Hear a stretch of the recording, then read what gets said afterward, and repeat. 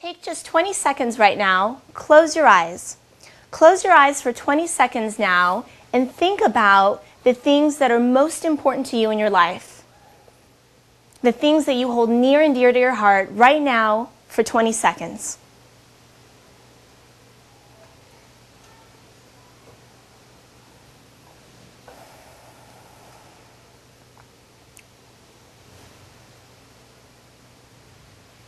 Okay, you can open your eyes.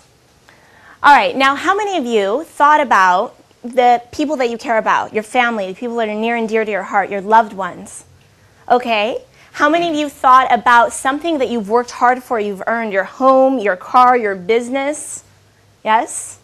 Okay, how many of you thought about something that has sentimental value to you? All right, who here thought of their iPhone? Always one. Super. How many of you thought of water? A few. That's, of course. All right. Normally when the people in the United States are asked about the things that are near and dear to their heart, water rarely, if ever, comes up. But you and I both know that other than oxygen, this is actually one of the most important things in our lives. Our bodies are 60 to 70% water. Our brain is 85% water. The very planet that we live on is 71% water. And just like things that are easily and readily available, unfortunately, water is very often taken for granted. Because I have a question. How many of you have had water to drink this morning? Super. How many of you have used water? Right. Here's what's amazing. If you didn't drink any water, if you had no water to use, you still have the impact of water in your life. Let's just say this morning you got up, you jumped out of bed, you threw on your clothes, you didn't brush your teeth, you didn't shower, you just showed up here, did none of that. Water has still impacted you. How? If you're wearing a t-shirt, the t-shirt that you're wearing took 2,000 gallons of water to make. Shoes, 8,000 gallons of water. And if you're enjoying a cup of coffee, or did earlier, that one cup of coffee took 130 gallons of water to make. So no water, no t-shirt. No water, no shoes. No water, no coffee. And who here is actually more upset about the prospect of no coffee than no shoes? Right. Luckily, though, this is not an issue for us right now. Every morning we get to jump out of bed, shower, brush our teeth, have our beverage of choice, and make it out the door. So in a country where water is not an issue, when you see a picture like this, a woman traveling miles to go get water, what really goes through your head? Most people sympathize. Some people are saddened, and then there are people who say, wow, I am really glad that is not me. But really, here in the United States, we are so far removed from this concept that it is just a concept. We're removed from this experience. What does it mean to walk 3 miles minimum every single day to go fetch something that your life depends on? I mean, what would be the first world version of this?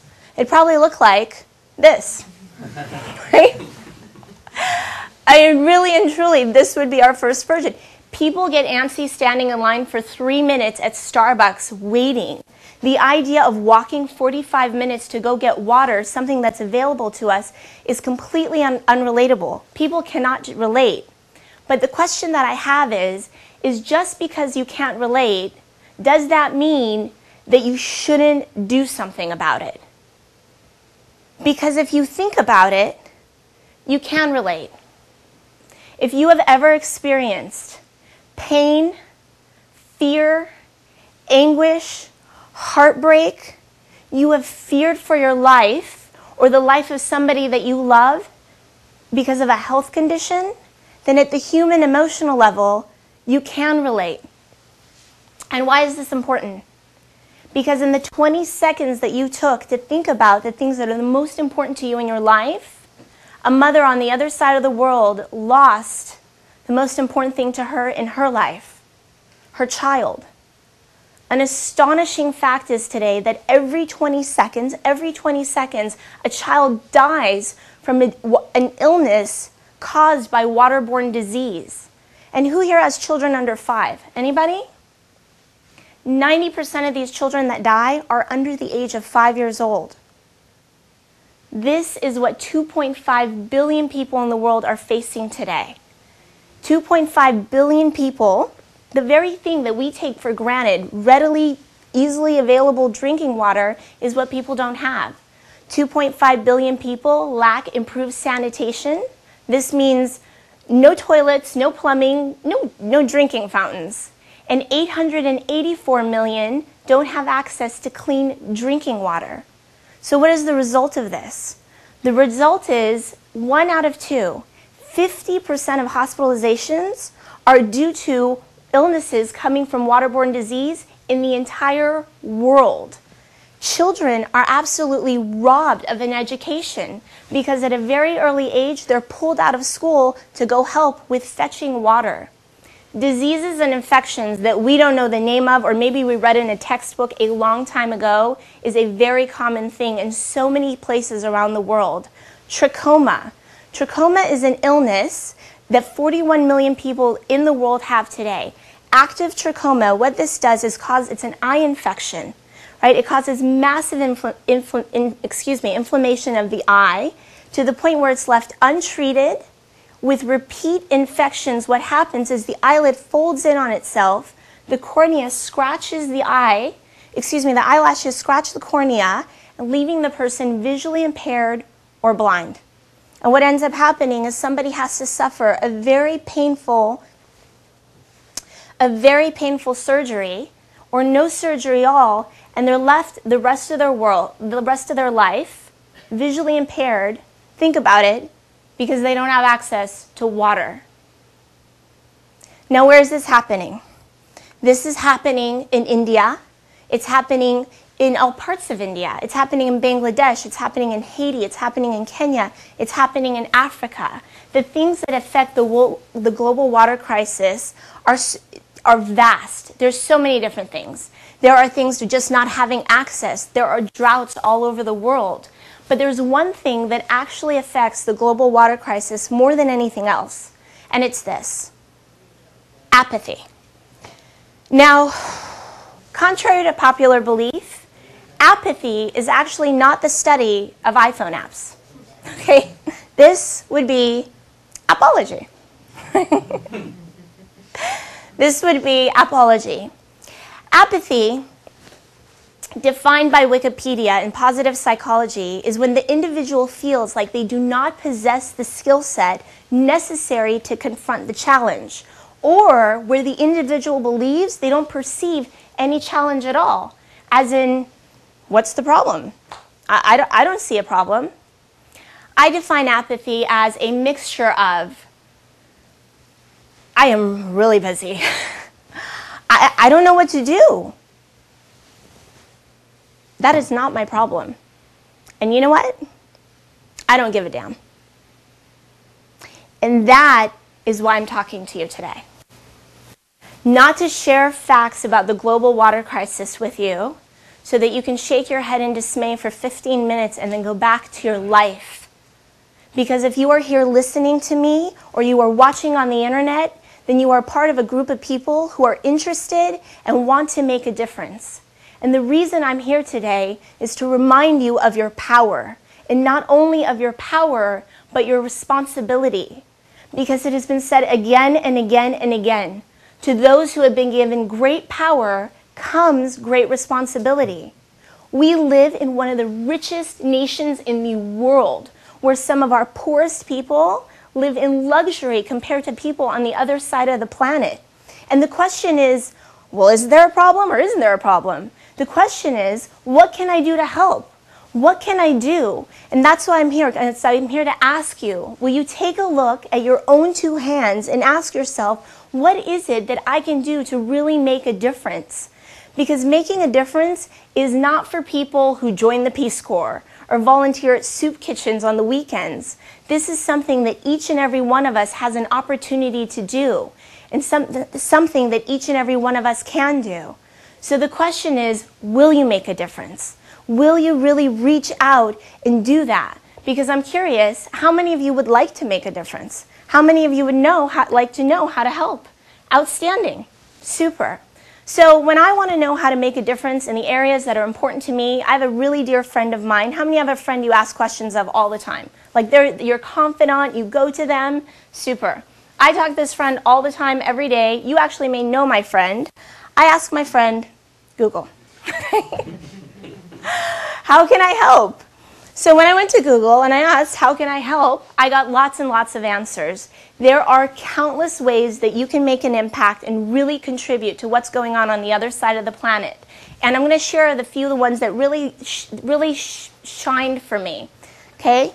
Did you know that from your computer, you have the power to help build a well on the other side of the planet?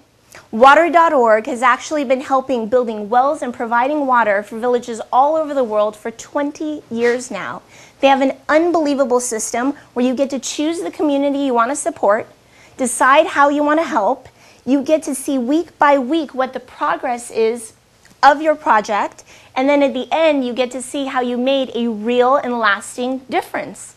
They have an unbelievable model where they make sure they measure, they find out by committee what's going on in the village, they make sure it's sustainable, and on all of these committees, they make sure there are plenty of women on the committee, since the women are the ones getting the water all the time. And what they're doing is amazing. Another one is thirstrelief.org. Thirst Relief has provided water for over 200,000 people since they started. You have a few different options. You can build a well, you can build a filter, you can make a donation, or you can support a wash project. And this is really powerful. How many of you believe education is important? Huge. In a wash project, WASH is water, sanitation, and health. Most schools do not have services, latrines, nothing. So through a wash project, they will provide a latrine, water tanks, a hand pump, or motorized, depending if there's electricity there, as well as providing an education to the teachers and the children on proper hygiene and how to maintain everything. This is especially important for young girls, because once a young girl hits puberty, her education is over.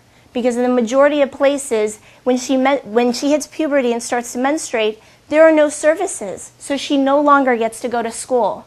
And Thirst Relief has provided unbelievable services to young people everywhere, so they can not only have water, but also get an education.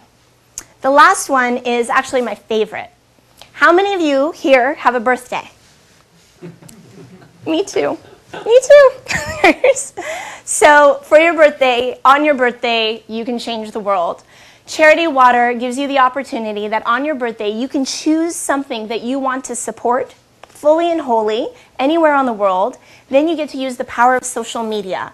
On your birthday, you can post this link, share it with all your friends, and they have the opportunity to donate the amount in dollars of the age you are turning, meaning if you're turning 35, they can donate $35 or more to the project that you're passionate about.